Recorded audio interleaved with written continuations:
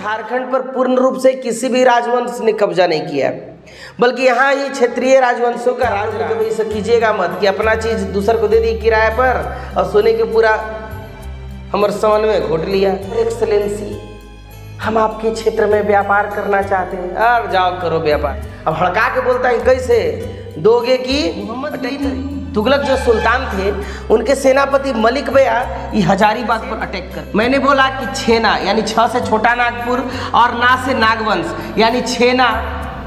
छोटा नागपुर पर कौन शासन किए? नागवंश। प मने पलामू, हमारा पलामू। पलामू पर र मने रक्सेल वंशों का शासन रहा। और सेबोम पर कौन राज्य किए? तो गुड मॉर्निंग और जय हिंद साथियों। जैसा कि आप जानते हैं मैं आप लोगों के लिए एजुकेशनल वीडियोज लाता हूँ। आप लोगों ने काफ़ी प्यार और प्रेम स्नेह दिया है, जिसके कारण कि आज मेरे सब्सक्राइबर की संख्या 2000 के आसपास हो गई है और वॉच टाइम भी पूरा हो गया है। साथ ही साथ मेरा चैनल भी मोनेटाइज हो गया है, इसलिए सभी को आभार प्रणाम। आप जानते हैं कि मैं क्लास 9 to 12 के साथ साथ कॉम्पिटिटिव एग्जामिनेशन पर भी ऑनलाइन क्लासेज लेता हूं और कोशिश करता हूं कि जो भी पढ़ने लिखने वाले विद्यार्थी या शिक्षा से प्रेम करने वाले लोग हैं उनको मेरी वीडियो से कुछ फ़ायदा हो सके। तो अगर अभी तक आपने मेरे चैनल को सब्सक्राइब नहीं किया है तो जल्दी से नीचे जो रेड कलर का बटन है उसे दबाकर सब्सक्राइब कर लें और मेरे वीडियो पर बने रहें और इसी तरह से प्यार प्रेम बरसाते रहें। तो चलिए आप लोगों के बीच मैं आज लेकर आया हूँ जनरल कंपटीशन। जैसा कि आप जानते हैं झारखंड में नौकरियों की बरसात होगी। हर बार मुख्यमंत्री जी कहते हैं, चाहे जो भी मुख्यमंत्री हो, आपको मालूम होना चाहिए कि झारखंड राज्य जब से बना है उस समय से अभी तक भारी संख्या में नौकरियों की बरसात नहीं हुई है। अभी भी लगभग सभी विभागों को मिलाकर लगभग 4 से 5 लाख पद रिक्त हैं। अगर सभी पद को भरने के लिए जब सरकार वैकेंसी निकालेगी उस समय योग्य अभ्यर्थी घटने लगेंगे। हाँ, आपको यह सुनकर काल्पनिक लग रहा होगा, लेकिन चाहे सरकारी जिसकी भी हो, सरकारें आती हैं आएंगी और जाने वाली जाएंगी, लेकिन हम सबों को जो भी पढ़ने पढ़ाने वाले या शिक्षा से प्रेम करने वाले लोग हैं उनको अपनी तैयारी मजबूत रखना है। तो आप झारखंड में अगर नौकरी पाना चाहते हैं तो झारखंड से संबंधित सवाल आपसे ज़रूर पूछेगा, चाहे वह जेपीएससी का पद हो या छोटे से छोटे एक चतुर्थवर्गीय कर्मचारी का पद हो। झारखंड से संबंधित आपसे सवाल पूछे जाएंगे और झारखंड में लोग असहज महसूस करते हैं। तो आइए झारखंड के विषय में जानने का प्रयास करते हैं। ये मेरे वीडियो का पार्ट 1 है, पार्ट 2, पार्ट 3, पार्ट 4 इसी तरह क्रमानुसार आते जाएंगे। बस आप लोग ध्यान से बने रहें। तो पार्ट 1 में आपका स्वागत है। जैसे कि एक झारखंड राज्य का सांकेतिक मानचित्र है, आप लोग इसको देख सकते हैं। झारखंड राज्य 15 नवंबर सन 2000 ईस्वी को बिहार राज्य से कटकर बना। आप जानते हैं कि झारखंड में आदिवासियों की बहुलता है। आदिवासियों ने इस राज्य को अलग करने के लिए बहुत संघर्ष किया है, आंदोलन किया है और अंततः 15 नवंबर 2000 के दिन झारखंड को एक राज्य के रूप में मान्यता मिली। इसके नामों में भी अलग अलग भ्रांतियां हो रही थी कि ये नाम रहेगा, ये नाम रहेगा, ये नाम, लेकिन अंततः आ गया। तो आइए झारखंड से पहले परिचित होते हैं, उसके बाद झारखंड की एक एक बारीकियों पर चर्चा करेंगे। आप लोग अगर अच्छा लगेगा तो आप इसको नोट भी कर सकते हैं अपने नोटबुक के माध्यम से, क्योंकि आप रांची, पटना, दिल्ली जहाँ भी जाए तो तैयारी तो इसी प्रकार से होती है। तो क्यों ना आप ऑनलाइन बैठकर अपने घरों में तैयारी करें। आप अपने छोटे शहरों से, आज ऑनलाइन डिजिटल युग है, आप डिजिटल युग में आप दूर दराज के गाँवों से भी बैठकर हमारे चैनल के साथ जुड़कर कुछ न कुछ पा सकते हैं, कॉम्पिटिटिव एग्ज़ाम फेस कर सकते हैं और उसको निकाल भी सकते हैं। तो चलिए, झारखंड राज्य जो है यह आदिवासी बहुल राज्य है, जो कि 15 नवंबर 2000 मेन पॉइंट आप लिखते जाइएगा, को अलग होकर बना। किससे अलग हुआ? बिहार राज्य से अलग हुआ। और आपको बता दें कि झारखंड राज्य में मुख्य रूप से 2 चीज़ें होती हैं। क्या चीज़? छोटा नागपुर का पठार और संथाल परगना के वन क्षेत्र। संथाल परगना के वन क्षेत्र और छोटा नागपुर के पठार, ये दोनों मिल जाएंगे तो झारखंड के मुख्य भाग यही सब है। आपको आज तक बता दें कि अभी तक के इतिहास में झारखंड पर पूर्ण रूप से किसी भी राजवंश ने कब्जा नहीं किया, बल्कि यहाँ ये क्षेत्रीय राजवंशों का राज रहा है। हम इतिहास पर एक नज़र डालते हैं तो झारखंड में जो भी उत्तर से इधर से आक्रमण होने वाले थे, तत्कालीन बिहार अभी का झारखंड, तो उस समय विंध्य पहाड़ियाँ और कैमूर की पर्वत श्रृंखलाओं ने उत्तर से होने वाले आक्रमणों से झारखंड को बचाया है। कौन कौन बचाया झारखंड को आक्रमण से, परीक्षा में पूछेगा। तो विंध्य और कैमूर की पर्वत श्रेणियों ने झारखंड को उत्तर के आक्रमणों से बचाया। इधर से आक्रमण अगर होता तो उससे यह सुरक्षा की, क्योंकि ये पहाड़ियाँ बहुत ही घनघोर है, वहाँ से आना लगभग नामुमकिन के बराबर था उन जमानों में। चलिए आगे देखते, प्राचीन काल की बात करते हैं। तो प्राचीन काल को छोड़कर अभी तक किसी ने, यहाँ पर गुप्त शासक ने कुछ समय तक राज्य किया और गौड़ शासक शशांक जो थे गौड़ शासक, उन्होंने शासन किया। बाकी अब आ जाए, किसी भी राजवंश ने अभी तक झारखंड पर अपना शासन नहीं किया। ये तो हो गई प्राचीन काल की बात। अब आते हैं मध्यकाल में। तो मध्यकाल में क्षेत्रीय राजवंशों के अधीन था यह झारखंड राज्य। मध्यकाल में किसके अधीन था? क्षेत्रीय राजवंशों के अधीन। आपको बता दें कि जो क्षेत्रीय राजवंश में थे, तो इसको हम याद कर सकते हैं, इसको मजाक में नहीं लेना है। छेना पर सीसी, अच्छा चलिए याद करने के लिए, छेना पर सीसी, क्या चीज़ का सीसी रख दिए भाई? ये छेना पर सीसी क्या है चीज़ है? आपको बता दें कि झारखंड में गिने चुने राजवंश ने इनके मुख्य क्षेत्रों पर राज किया। जैसे मैंने बोला कि छेना यानी छ से छोटा नागपुर और ना से नागवंश यानी छेना, छोटा नागपुर पर कौन शासन किए? नागवंश। प मने पलामू, हमारा पलामू पर र मने रक्सेल वंशों का शासन रहा। और सीसी, सेबोम पर कौन राज्य किए? तो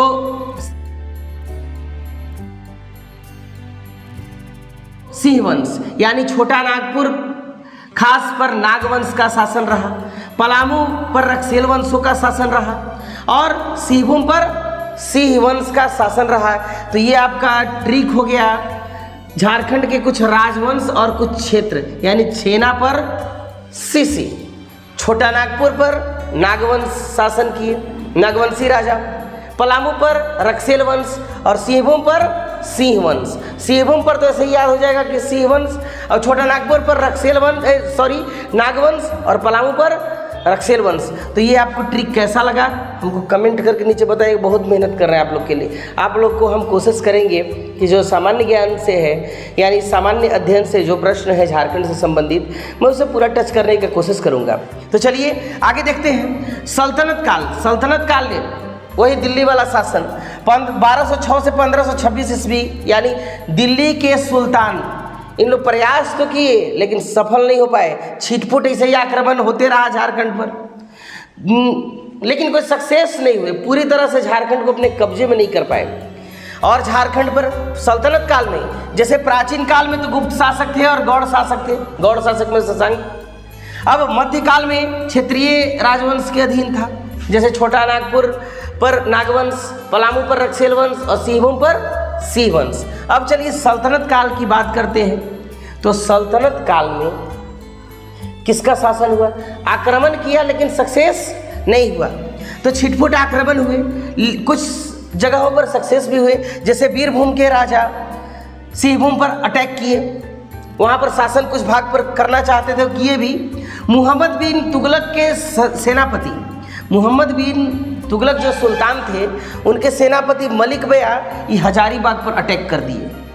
शासन के लिए भाई अटैक तो खूब हुआ है। उड़ीसा के शासक जो गणपति थे वो संथाल परगना पर अटैक किए। इस तरह झारखंड का इतिहास भी झंझावतों से भरा रहा है। तो आइए आगे देखते हैं। प्राचीन काल, मध्यकाल और सल्तनत काल में झारखंड पर शासन, एक कथा के अनुसार, एक कथा क्या है कि 13वीं सदी में झारखंड पर उड़ीसा के राजा जयदेव, उड़ीसा के जो शासक थे जयदेव, उन्होंने यहाँ का घोषित कर लिया कि हम झारखंड के राजा हैं। अब भाई अब चलिए घोषित कर लिए तो मानना ही पड़ेगा। उसके बाद ऐसा भी कहा जाता है, वह भी एक कथा है, इसका पूरा तरह से प्रमाण नहीं है, कि खान देश के शासक आदिल शाह द्वितीय ने अपने सैन्य दल को, पहले लोग घोड़ा से या पैदल आते थे, सैन्य दल को झारखंड भेजा और अपने को झारखंडी सुल्तान घोषित कर दिया। कौन? आदिल शाह द्वितीय। लेकिन ये जो उड़ीसा के राजा थे या खान देश के राजा थे, इनका प्रभाव झारखंड पर थोड़ा सा हुआ, ज़्यादा नहीं हुआ। यहाँ पर क्षेत्रीय राजवंशी बम रहे। उसके बाद अब मुगल काल यानी 1526 ईस्वी से लेके 1707 ईस्वी तक, 1526 में वही बाबर के आगमन से तो मुगल काल स्टार्ट हो गया था भारत में। तो 1526 से 1707 के बीच पहिलका दूसर का तो ज़्यादा असर नहीं डाले। तीसरा मुगल सुल्तान यानी अकबर, बाबर, हुमायूं, अकबर। तो अकबर जो था वह झारखंड पर प्रभाव जमाना चाहता था और अकबर के ही समय मुगल काल का झारखंड से वास्तविक संपर्क हो पाया। यानी मुगल काल में झारखंड से संपर्क किसके शासनकाल में हुआ? तो अकबर के शासनकाल में। उसने क्या किया कि उसने भी प्रत्यक्ष रूप से शासन नहीं किया, अप्रत्यक्ष रूप से शासन किया। वह झारखंड के जो राजवंश थे उनको प्रेशर डालता था कि कैसे तो हमको कर देगा कि हम अटैक करें। तो झारखंड के भी क्या करे, राजवंशों में बटा हुआ था। आपको बतलाए थे, क्या क्या बोले थे? छोटा नागपुर पर नागवंशी राजा, पलामू पर रक्सेल राजा और सिंहभूम पर सिंह वंश, ये सब शासन करते थे। ये भी एक नहीं थे, कभी कभी आपसों में अटैक कर लेते थे। तो इसीलिए क्या हुआ कि अब अकबर तो भाई पूरा देश पर राज्य करने वाले को क्षेत्रीय राजा से नहीं जीत पाएगा, आराम से जीत जाएगा। एकता में ना ताकत होती है, आप आपस में उलझिएगा तो ताकत तो घट जाएगी। तब क्या हुआ, तो बिहार उड़ीसा पर तो उसका शासन था। किसका? वही अकबर का, जो अपने सूबेदार नियुक्त कर देते थे। तो उन लोग सूबेदार लोग बोले यहाँ के शासक को, आवे 5000 10,000 घोड़ा लेके, सैनिक लेके, इन लोग तो हड़क जाए। अब हड़का के बोलता है कैसे दोगे कि अटैक करें? तो नहीं नहीं देंगे देंगे देंगे। लेकिन वह भी कर जो था अस्थायी था, नियमित रूप से नहीं बांधल था कि तुरा 2 लाख रुपए महीना देना होगा। इन लोग बोलते थे, आता बोलता कैसे दोगे कि हम हटावे तो रहा, तो ना ना हम देंगे देंगे देंगे। तो देते थे कैसे? कह के गया कि हाँ तोरा 1 लाख देंगे। लेकिन जब देवे के बाद तो 20,000 दे के गोड़ हाथ पर लेता था, फिर कभी देवो नहीं किया। तो इस तरह से चलते रहता था। अस्थायी कर था, अस्थायी कर नहीं था। झारखंड के भी बड़ी जो राजवंश थे ना, क्षेत्रीय राजवंश, बड़ी समझदार थे। लेकिन अब क्या हुआ, अब ये जब मुगल शासन यानी उत्तर मुगल काल में, जब मुगल काल ढलान पर था, उस समय क्या हुआ, मराठा आक्रमण हो गया झारखंड पर। यानी एक गया तो उसका बड़ा भाई आया। तो मराठियों लोग का शासन झारखंड पर कब रहा? 1741 से लेकर 1803 ईस्वी तक। इन लोग पूरी तरह से प्रभाव भी नहीं जमा पाए थे कि आगे इनकर मामा कौन आगे? अंग्रेज। अंग्रेज तो जानते थे कितना कूटनीति वाला था, चाणक्य वाला दिमाग लगाता था। अब क्या किया, अंग्रेज जो है यहाँ के जो छोटे छोटे राजवंश थे उन लोग मुजरा उजरा सुनते रहता था, गाना उना, ओकरा योर एक्सलेंसी हम आपके क्षेत्र में व्यापार करना चाहते हैं, और जाओ करो व्यापार। ये सोचा कि ये हमको तहसील के देगा, हम ओकरे से खा के सुतल रहेंगे। अब क्या हुआ कि सुतल रहेंगे, नींद फाड़ देगा। इसीलिए आप लोग भी कभी ऐसा कीजिएगा मत कि अपना चीज़ दूसर को दे दी किराए पर और सोने के पूरा हमारे सामान में घोट लिया। अब देखिए तो क्या हुआ, यह मराठा लोग पूरी तरह से हावी भी नहीं हुए थे कि कौन आगे? अंग्रेज। अंग्रेज क्षेत्रीय राजवंशों की कमजोरी को पकड़ लिए। क्षेत्रीय राजवंश भी अपना लेवे के चक्कर में क्या हो गए, अब ईस्ट इंडिया कंपनी स्थापित कर लिए। ईस्ट इंडिया कंपनी का प्रभाव, तो ईस्ट इंडिया कंपनी का प्रभाव भी इतना झारखंड में बताया ना, किसी का दाल नहीं गला है। लोग सोचा है क्षणिक सुख लेके कि हम झारखंड को इतनी कर देंगे, कभी नहीं। झारखंडी समझ रहे ना, थोड़ा देर मारता है लेकिन मारता जरूर है। तो अंग्रेजों के प्रवेश की प्रक्रिया इतना आसान नहीं थी, 70 साल उसको लग गया। यानी 1767 से स्टार्ट किया से 1837 में इन लोग अपना उस जो अंग्रेजी ईस्ट इंडिया कंपनी थी उसका प्रभाव जमाने में थोड़ा बहुत सक्षम हो पाए। अभी हम लोगों ने अंग्रेजों के झारखंड में प्रवेश की बात सुनी कि 70 साल के संघर्ष के बाद अंग्रेजों ने झारखंड में कदम रखा, झारखंड में प्रवेश किया। लेकिन यहाँ के आदिवासी भी चूकने वाले में से नहीं थे। यह राज्य मुख्यतः आदिवासियों का है। यहाँ तो लोग प्रेम से आए, अंग्रेज लोग एकदम हिमालय हमरा दे दो शरण, शरण तो लोग दे दिए यहाँ के राजवंश, एकदम मुजरा में ऐश मौज में मस्त रहते थे। लेकिन जब शरण उन लोग को मिल गया तो उन लोग ही राजवंश पर कब्जा कर ला खोजा, टैक्स देगा कि नहीं कि कब्जाएं। अब देखिए क्या हुआ, तो झारखंड के जो आदिवासी जनजाति लोग थे उन्होंने आंदोलन किया। सबसे पहले संथाल विद्रोह हुआ 1855-56 में। उसके बाद 57 में तो आप जानते हैं अंग्रेजों के विरुद्ध कौन विद्रोह हुआ था, 1857 का विद्रोह। फिर उसके बाद बिरसा मुंडा का उलगलान हुआ था 1899 और 1900 के बीच, अंग्रेज के हिला दिया था। हर आंदोलन 1857 में भी जो आंदोलन हुआ था, जब मंगल पांडे बैरक में गोली चलाने से इनकार कर दिए थे, उस समय जो आंदोलन हुआ उसमें झारखंड की भी अहम भूमिका थी। झारखंड के लोग कभी राष्ट्रीय आंदोलनों से पीछे हटने का कार्य नहीं किए। 1800 देखिए, कोई भी बड़े संस्था के खिलाफ, बड़े दल के खिलाफ लड़ने के लिए एक संघ चाहिए।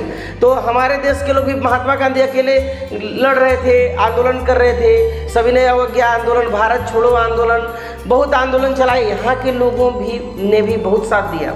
आपको बता दें कि जो झारखंड के लोग थे महात्मा गांधी के सब आंदोलन में एकदम पूरी तरह से साथ थे, महात्मा गांधी के साथ थे, यानी राष्ट्रीय आंदोलन में साथ थे। 1885 ईस्वी में जब भारतीय राष्ट्रीय कांग्रेस की स्थापना हुई, एक क्या मिला, एक दल मिला, तो फिर यह जो छोटा आंदोलन था, जो क्षेत्र विशेष में होता था, राष्ट्रीय आंदोलन में कन्वर्ट हो गया। महात्मा गांधी मजबूत महसूस करने लगे। महात्मा गांधी के नेतृत्व में लाखों लोग जहाँ जाए तो 2-3 लाख 5 लाख आदमी एकदम इकट्ठा हो जाए, सब अंग्रेज के खिलाफ एकदम बिगुल फूकने लगे। उस समय इंटरनेट नहीं ना था, उस समय पेपर अखबार बहुत कम, एक बार अखबार छपा तो 2 महीना बाद पहुंचा। क्या स्थिति रही होगी सोच के देखिए, डर लगता है। अभी तो आपको कुछ हुआ पूरा हितनाथ सब जान के पलक झपकते। अब देखिए क्या हुआ कि झारखंड भी जो तत्कालीन दक्षिण बिहार जो था उसने, वहाँ के लोगों ने महात्मा गांधी के जो राष्ट्रीय आंदोलन रहे उसमें बढ़ चढ़ कर हिस्सा लिया, उसमें अपनी सहभागिता दी। अब भाई जब देश हमारा आज़ाद हो गया तो हमको आज़ाद कीजिएगा कि बिहार के साथ साथ ले रहिएगा। यहाँ से पटना, रांची के आदमी पटना जाए 400 किलोमीटर, 300-400 किलोमीटर चल के, वहाँ कोई सुने ना, आदिवासी लोग के सब छाट देवे। अब क्या हुआ, आदिवासियों जो मूलवासी थे जो झारखंड के, इन्होंने विद्रोह किया, खूब आंदोलन किया। झारखंड के छोटे छोटे जो क्षेत्रीय दल थे, जैसे छोटा नागपुर उन्नति समाज, छोटा नागपुर संथाल परगना आदिवासी समाज, झारखंड पार्टी, उस समय के झारखंड पार्टी खूब आंदोलन किए, विद्रोह किए कि हमको अलग राज्य दो। लेकिन 1963 से 73 के बीच इनका आंदोलन भी डाउन पड़ने लगा। आंदोलन डाउन कैसे पड़ता है, आप उस प्रकार की तत्परता नहीं दिखाते हैं, आंदोलन नहीं करते हैं, आपके आर्थिक अभाव हो जाता है, आपके कुछ साथी धोखेबाजी करने लगते हैं, दूसरे में जाके शामिल हो जाते हैं, तो शक्ति घटेगी। लेकिन ये जो 1975 से 2000 का जो दौर था ना, यह बहुत ही अच्छा करने वाला था। क्या था, तो उसी ने झारखंड मुक्ति मोर्चा की बीज बो दिया, उसको एक नई पहचान दी। शिबू सोरेन के नेतृत्व में पूरा ये जो झारखंड का आंदोलन था एकदम अंतिम चरण की ओर था। पूरा आंदोलन हुआ, धरना हुआ, जेल भरो आंदोलन हुआ, चक्का जाम हुआ। और इस तरह 1995 में बिहार सरकार ने झारखंड स्वायत्त परिषद का गठन कर दिया। और झारखंड स्वायत्त परिषद का गठन कर दिया, तब जाकर अंतिम में गठन के 5 साल बाद यानी 15 नवंबर 2000 ईस्वी को भारत देश से कटकर 28वां राज्य के रूप में झारखंड का उद्भव हुआ। तो मैंने लगभग 1200 ईस्वी से लेकर ये 2000 ईस्वी तक लगभग 700-800 साल आप लोगों को बता दिया झारखंड का इतिहास। इसका पार्ट 2 भी आएगा, पार्ट 3 भी आएगा और इस तरह कंटिन्यूस चलता रहेगा। तो यह वीडियो आपको कैसा लगा, अपने विचार सुझाव कमेंट जरूर भेजें। अगर अच्छा लगे तो शेयर करें और अच्छा न लगे तो बस मन तक रखें। बहुत बहुत धन्यवाद। जय हिंद।